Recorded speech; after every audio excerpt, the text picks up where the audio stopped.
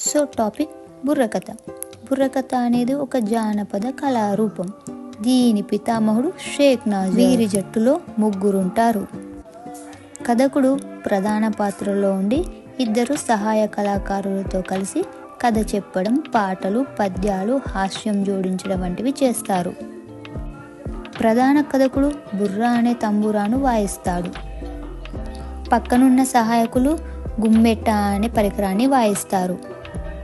కథకుడు కథ చెప్తూ తానా అంటే సహాయకులు తందానా అంటారు. అందుకే దీన్ని తానే తందాన కథ అంటారు. ఈ బుర్రకథ జంగం కథ, సార్ల కథ వంటి పురాతన కళారూపాల నుండి ఉద్భవించింది. ఈ ప్రదర్శనలో సంగీతం, నృత్యం, నాటకం కలగలిపి ఉంటాయి.